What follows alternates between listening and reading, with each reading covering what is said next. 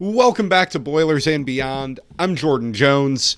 It was more of the same for Purdue football as an early deficit proved too big to overcome. It now enters the season finale as a gigantic underdog, staring down the chamber of a 1-11 season. Meanwhile, Purdue basketball bounced back with a comfortable win over Marshall with a new look lineup. We'll talk about those tweaks as Purdue gets ready to head to San Diego. All of that and more here on the show today. If you don't already, be sure to follow the show on Twitter at BoilersBeyond. You can always send in questions there or over email, boilersandbeyondpod@gmail.com. And be sure to subscribe so that you don't miss an episode. Going to start with football here today. One thing to note, this will be the only episode of the week, so we'll talk about Michigan State, look ahead to Indiana a little bit. We're well past the point of doing like deep game previews on here. It's not worth it at this point, but talk a little bit about Indiana, talk about the big picture here, the questions that everyone has about the current situation that Purdue is in.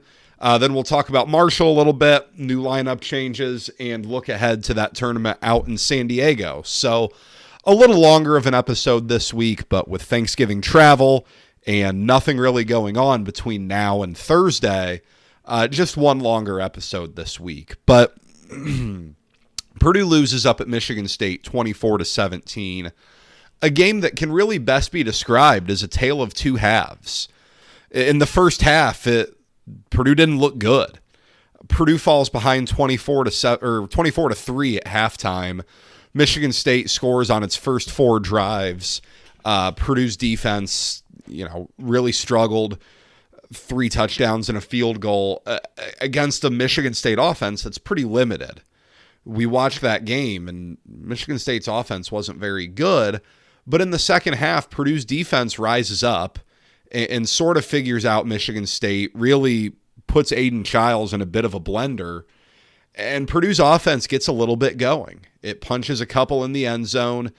It had the ball once or twice with a chance to tie the game or, march down and either tie the game or win it, but it didn't happen. Purdue doesn't score, loses this thing 24-17. Look, it was too little too late. This felt just like the Illinois game to a degree, the Northwestern game to a degree.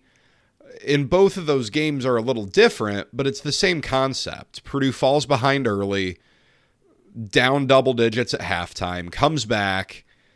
Purdue doesn't make the plays late, and it's just an all too familiar pattern of Purdue doing too many things to hamper its chances of winning games. It wasn't like this was some penalty fest the way some other games have been. It's not like this was a missed tackle fest, but Purdue just wasn't good enough. You look at a ball that's a walk-in touchdown that's dropped by Jamal Edrin. You look at a field goal attempt that I think it was a bad hold. I think the snap was fine, but right there, Edrin catches that ball and waltzes in for a touchdown. Purdue makes a field goal. That's the difference from this being a 27-24 win. But Purdue can't overcome those. Purdue doesn't have the roster or the overall wherewithal to overcome mistakes like that. And it's these slow starts where Purdue has scored 13 points in the first quarter all season, 7 of those coming against Indiana State. Purdue doesn't get off to good starts, which I kind of maintain reflects rather poorly on your game planning, that you're just either so vanilla or you don't have the playmakers to be anything other than vanilla that it's easy to prepare for. And that's neither a good reflection on the coaching staff nor the players, but it's all of these things. Purdue runs for a total of -4 yards in this game. And while some sacks factor in there, Hudson Card takes, I think, 5 sacks.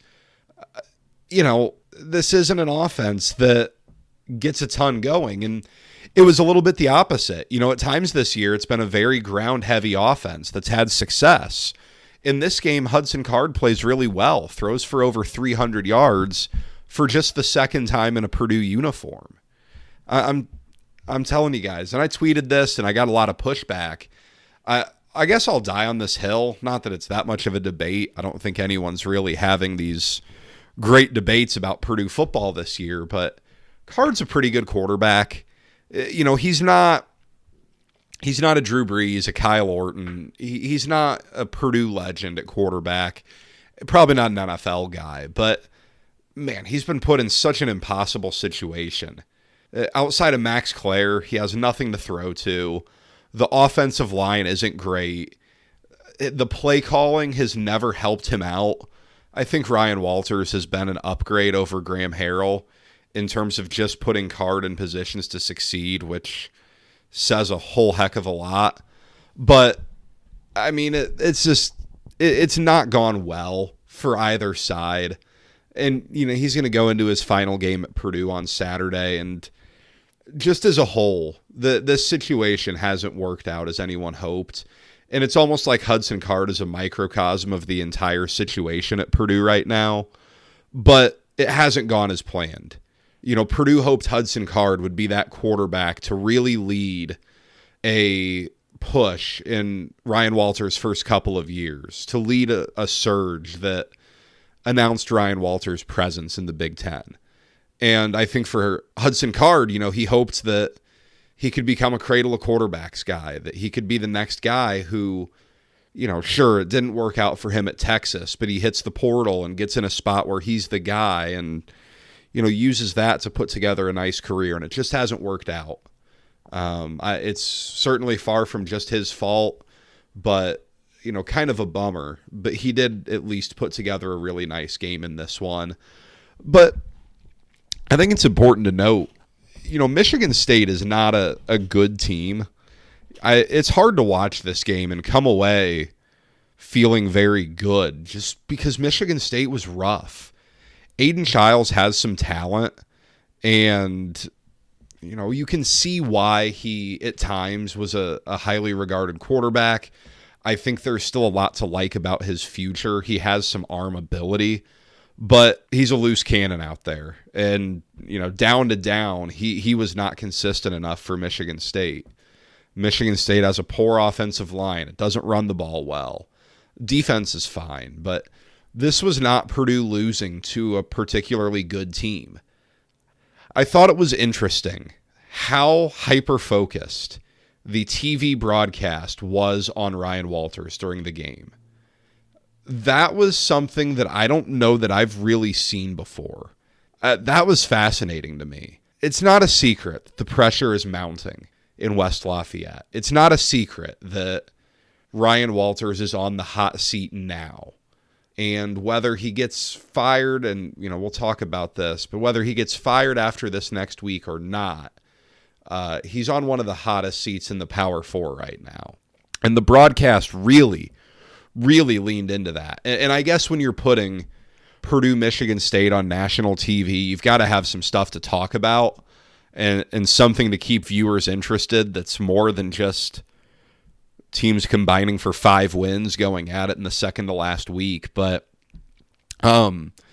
he was animated to the point where I was surprised he didn't get flagged a couple of times, to the point where I think he probably wishes he wasn't on TV so much, because he was really going after officials. And he's not, if you ever listen to his coach's show, he's not quiet about talking about officiating. You could really see it there. After the game, he got pretty emotional in the post-game press conference when he was asked about the pressure. Not being directly asked about his job status, but everyone knows what's going on here. We talked about this before the game.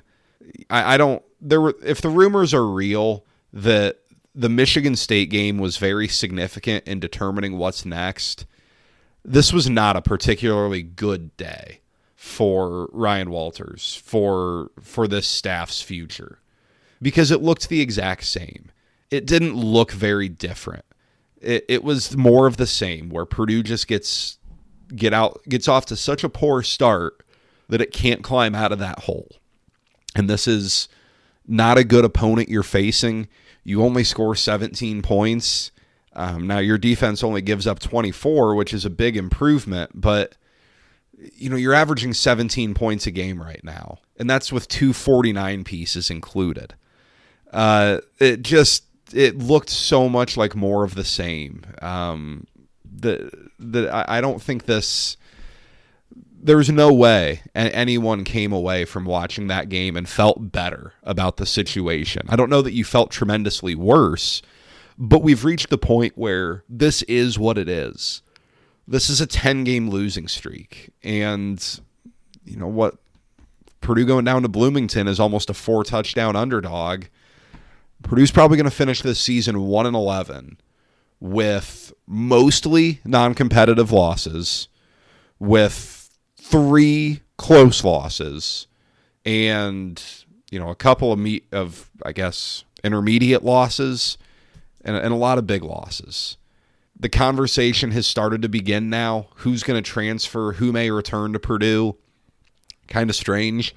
You had the broadcast kind of openly speculating about whether Max Clare would be back at Purdue or not. Very weird, but that's kind of part of college football now. This is a big factor. What type of shape is Purdue in there? It's another storyline that we're not going to know answers to until guys either do or don't transfer. But is Purdue in the financial position to retain its best players? Do its best players want to return?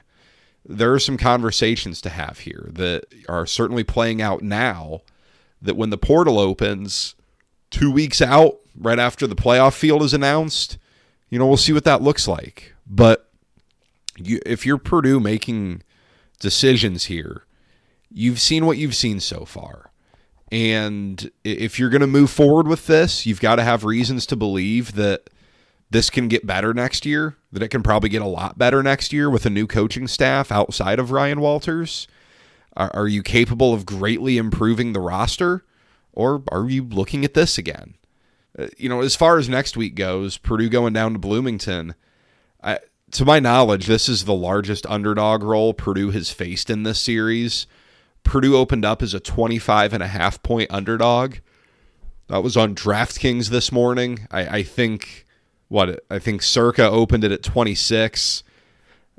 2013, Purdue was 3-touchdown underdog. 2016, Purdue was a 3-touchdown underdog, but it wasn't this big. This is probably the largest Purdue's ever been an underdog to Indiana in school history, a series dating back to 1891. IU's coming in off of that loss to Ohio State. I think it's going to be coming out for blood in this game. I really do. Purdue's won 3 in a row in this series. I don't think anyone on Indiana's roster would have been around in 2019. This is probably an entirely new Indiana roster that has nobody who's beaten Purdue on it. Curt Cignetti wants to back up the Purdue sucks comments that he made back at Assembly Hall last year, and to this point, it's aging fairly well. Indiana's 10-1, Purdue's 1-11 or 1-10. I think Indiana's going to want to run this up a little bit. I think Indiana probably wants some style points for the college football playoff.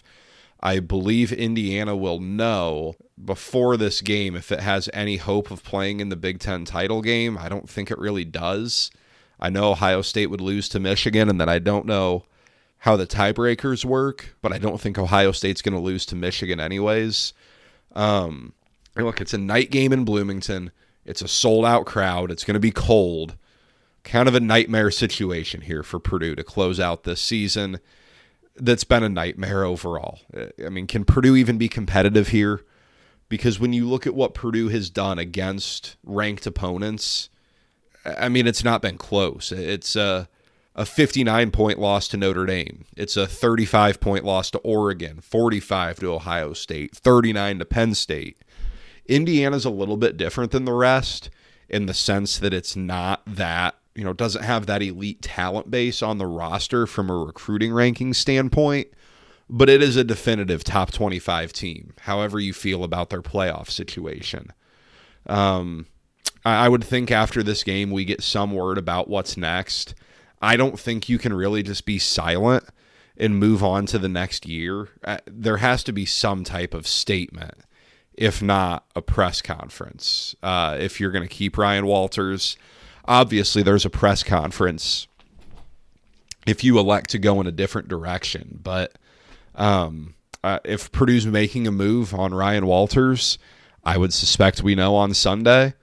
If Purdue is going to run it back with an overhauled coaching staff, maybe we know that Sunday, maybe we know that Monday. But, after 2 months of speculation or so, because this really, if this wasn't going before the Wisconsin loss, once Purdue got blown out at Wisconsin, we arrived here.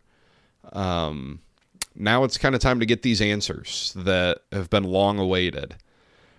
2 football questions from the Q&A here.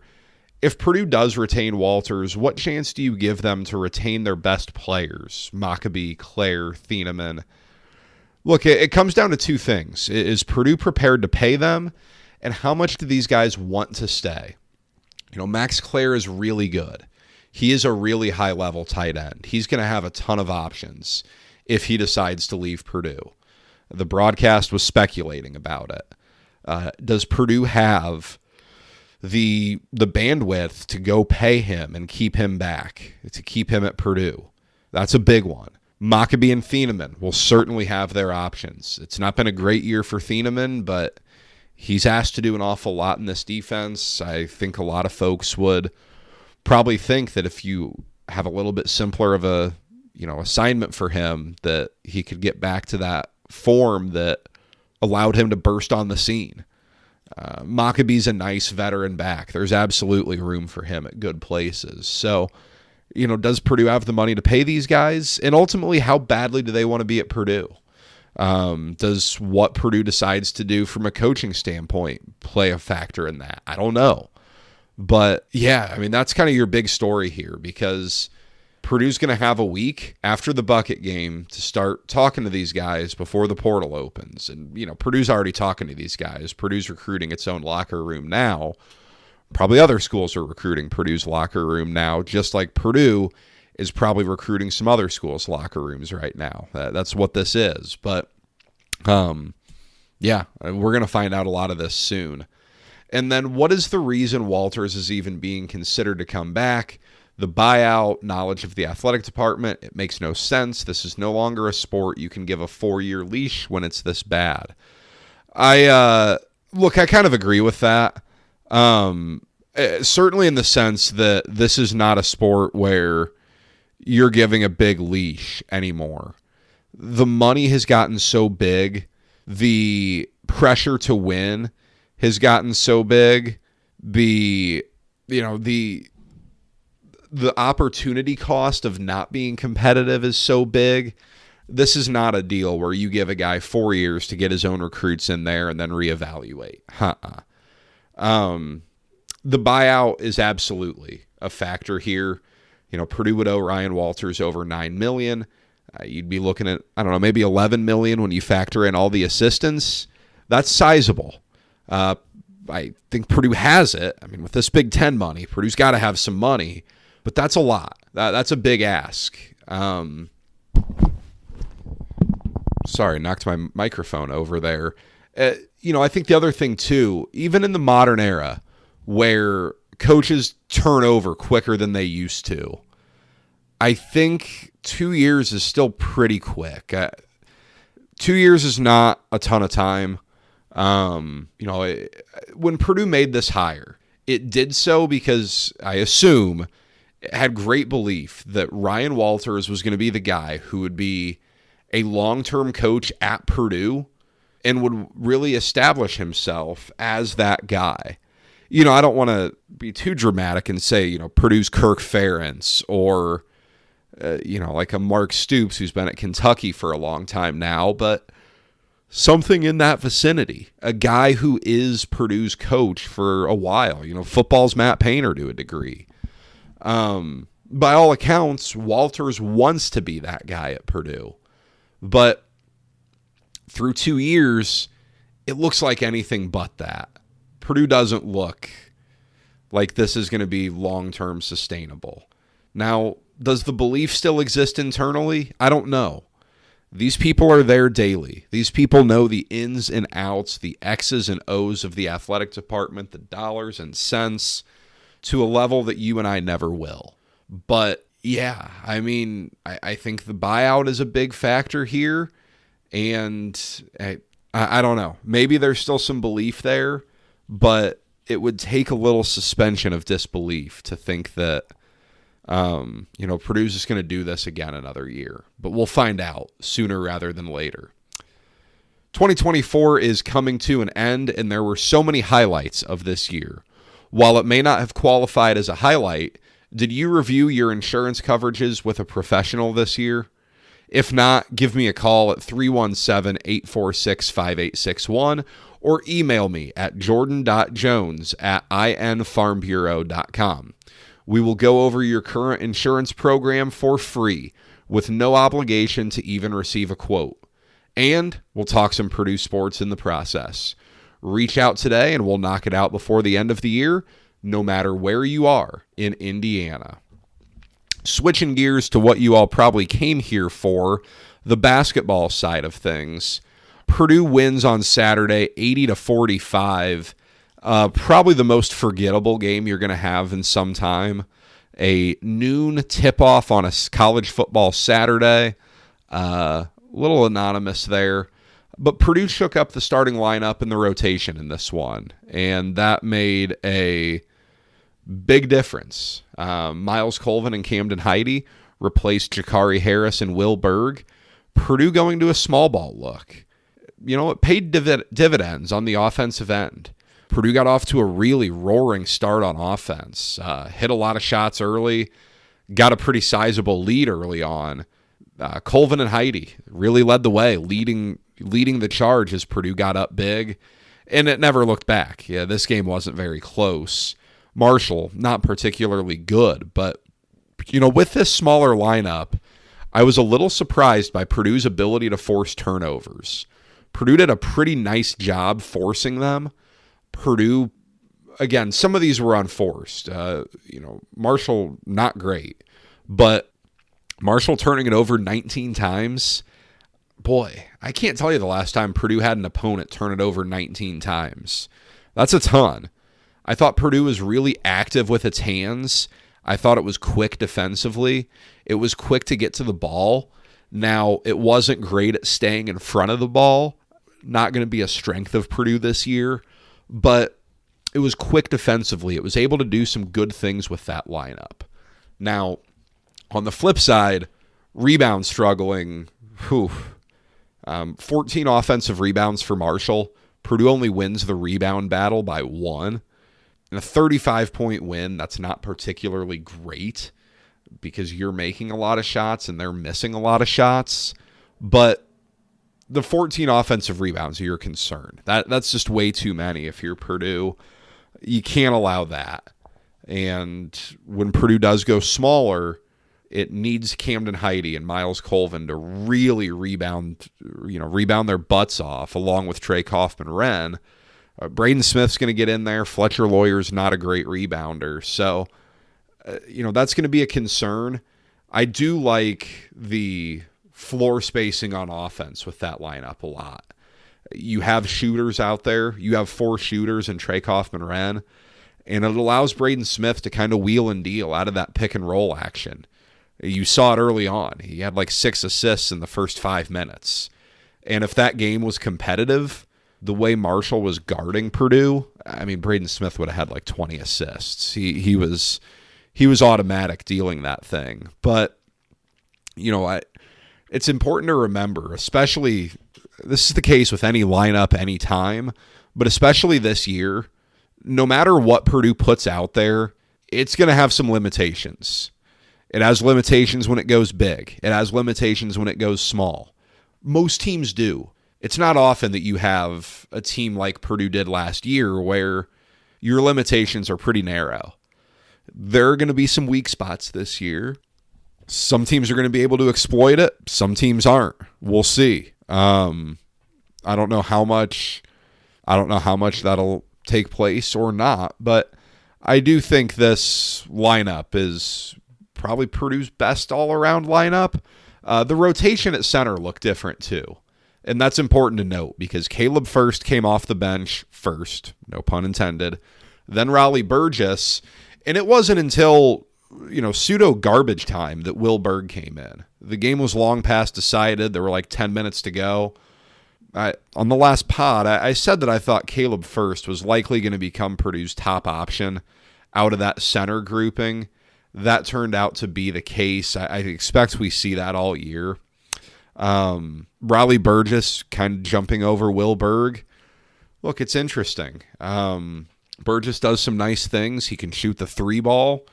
I think he's still kind of adjusting on the inside, but this is going to be an imperfect lineup for Purdue, no matter what it does here. This is going to be flawed. This is going to be less than ideal, but it's going to have to be that way to a degree, and it's not ideal. Purdue's probably going with its best lineup right now. I think it has a great upside with that lineup. There are deficiencies, but we'll see how many teams are really capable of exploiting the lack of size.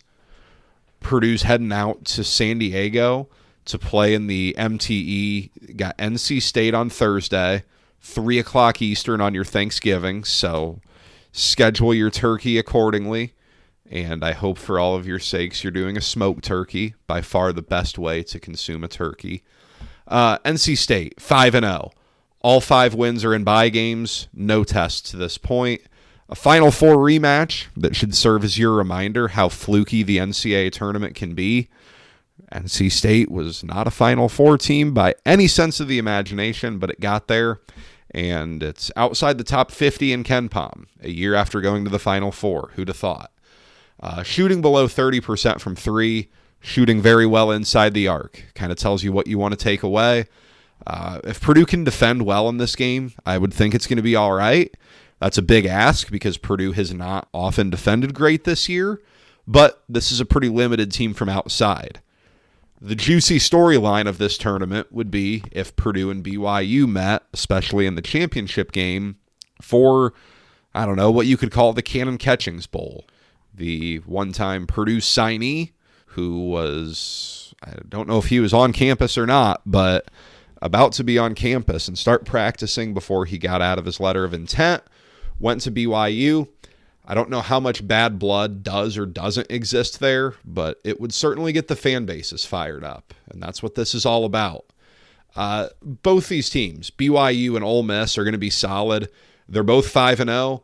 They've both only played bye games so far, so Purdue is the only one in this event that has played legitimate competition to this point.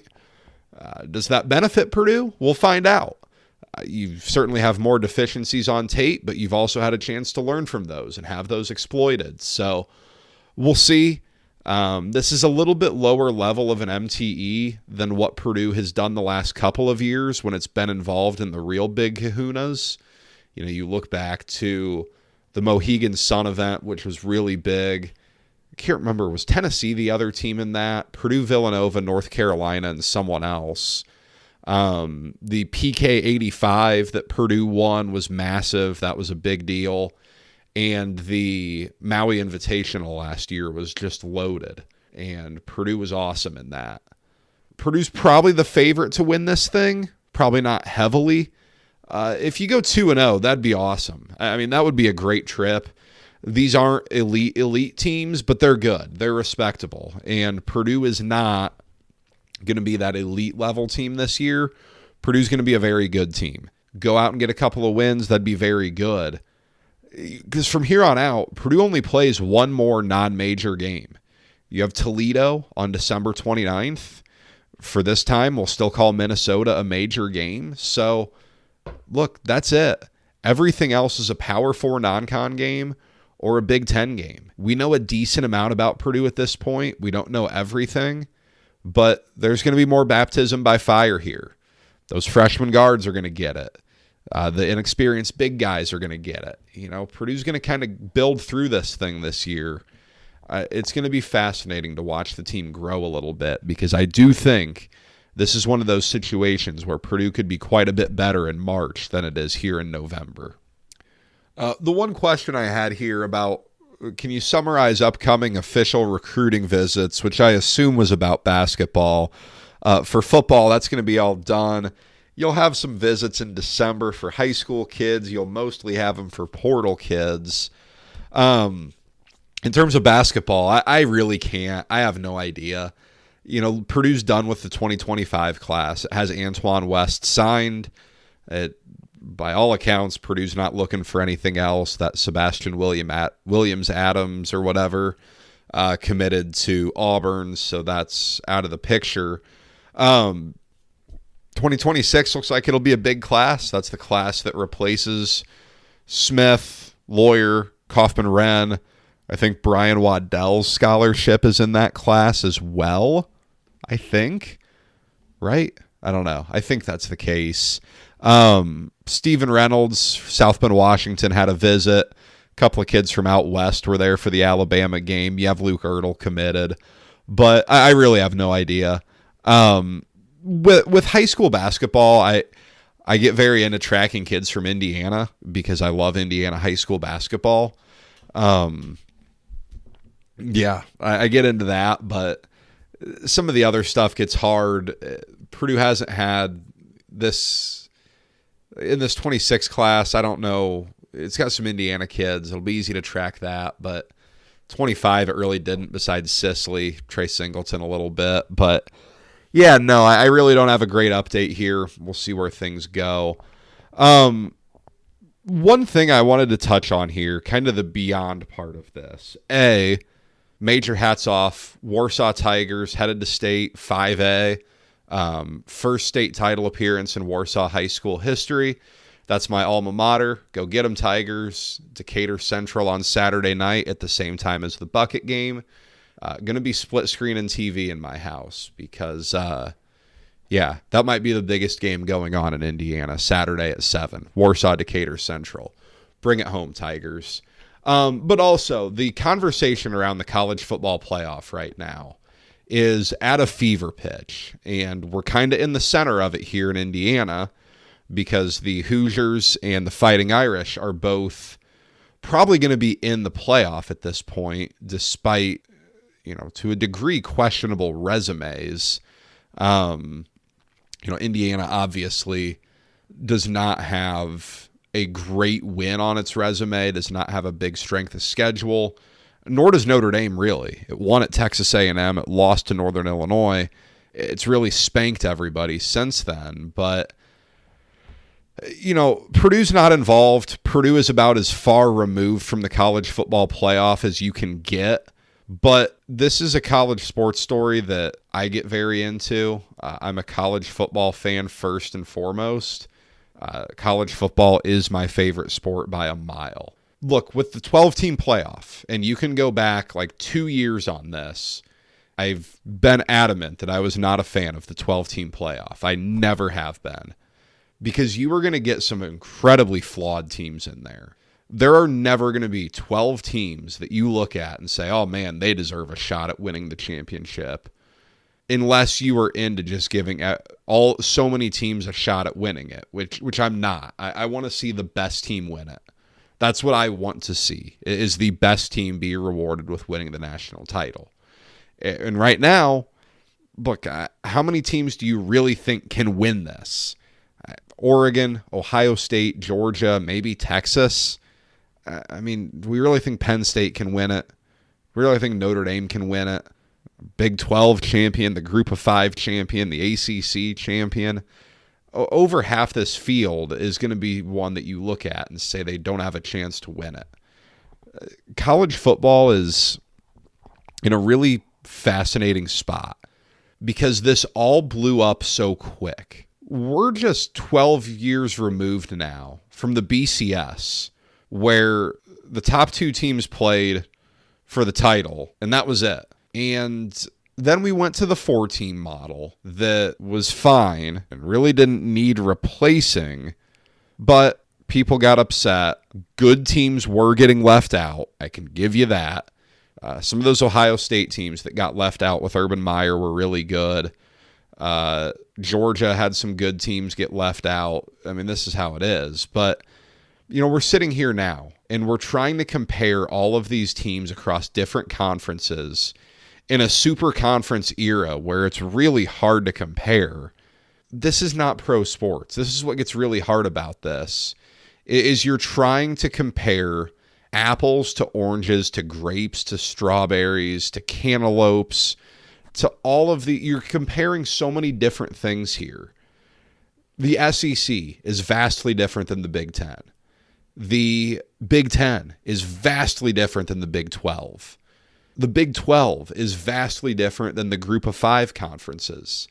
Yet we're trying to compare, it's the ultimate square peg round hole where you can't find a great way to compare these teams because all these metrics are still flawed. Strength of schedule, strength of record itself. There is a lot of hypothetical that has to go on. And I agree, it's not fun to do hypothetical stuff, but that's what you walked into with this 12-team playoff. And yeah, the SEC is going to say, well, if you played this schedule, if you played in this conference, it'd be different. They're probably right to do that. They probably are right. But there is no good way to compare this, so you have to get into hypotheticals. And that's what's fun about college sports, because the debate is unlike anything else. But at the same time, it's really frustrating here to watch because it's talking in circles here. You're devaluing what it means to make the playoff. What I'm very afraid of here, and this is rich of me to say because I've long advocated for Purdue to schedule a lot lighter in the non-conference, but the college football playoff right now, and I guess we'll see how this plays out, but look, you're very rewarded to not play anyone in the non-conference, and you always have been. There has never been a situation where you've been rewarded for playing tough non-conference games. But that's the case here too. And I think you're going to see fewer and fewer games get scheduled. You may see some games get bought out of, because at the end of the day, right now, what we're told is your record matters more than anything. And if you can have the best record possible, you're going to be in good shape. It also kind of reflects a theory I've been working on. And, I've been watching these MTEs this week in basketball, and we haven't had any of the big ones yet. Maui starts tomorrow. A lot of the big ones start this week. Well, they're all this week, but I don't know that there are as many really high-level teams anymore, with the transfer portal being the big dynamic there, especially in football. The elite of the elite can't stack depth the way that they used to. That's a big thing in football. Georgia and Alabama and Ohio State can't load up and just sit on guys the way they used to. That used to be a massive advantage for those teams.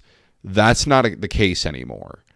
The transfer portal, I think especially in basketball, where it is such a sport predicated on playing together and cohesion, that, I've been watching this. There's not a lot of great basketball being played right now.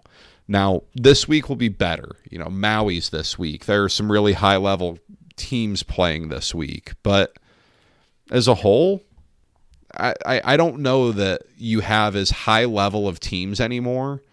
And maybe you don't have as bad of teams. I don't know. But it's an odd dynamic here that's going to be fascinating to track as we move forward. But, guys, this is the episode for the week. As I said, going to just do one. Happy Thanksgiving to all of you. I am always, every year, incredibly thankful for you all that I've had the honor to interact with throughout this. Been doing this show for 5 years now. We're 259 episodes deep. Whether you've been around for all of them, whether this is your first episode, whether you're somewhere in the middle, I thank all of you for listening. I greatly appreciate you all. Whether it's sending in questions or just reaching out, hearing from you all, talking to you all is by far the most fun part of doing this. I appreciate all of you. I hope you have a wonderful Thanksgiving with your families. I hope you enjoy some good food. I hope you enjoy some good times with your loved ones. Enjoy some Purdue sports. You've got Thursday, Friday basketball. I don't know that folks are too excited for football on Saturday, but you have football on Saturday. I hope you guys have a great weekend. I'm thankful for you all. Thanks for kind of sticking with this. Thanks for listening through what's been a miserable football season. Better days do lie ahead. I can promise you that. Whether it's immediate or a little bit delayed gratification, there will be better days ahead. But that's all I've got for today. I will have my podcast stuff with me should there be breaking news. But that's all I've got for today. Thank you all for spending time with me. Thank you all for listening throughout this season. We'll be back here after probably Sunday. We'll recap football, see if there's any news by then. Certainly talk about what happened with basketball out in San Diego, all the happenings there. Some takeaways as Purdue will head into Big Ten games, I believe, after that. There are going to be plenty to talk about. So be sure to subscribe wherever you get your podcasts so you don't miss it. Send over questions for me. Twitter @BoilersBeyond. Email boilersandbeyondpod@gmail.com. Until then, guys, take care. We'll talk soon.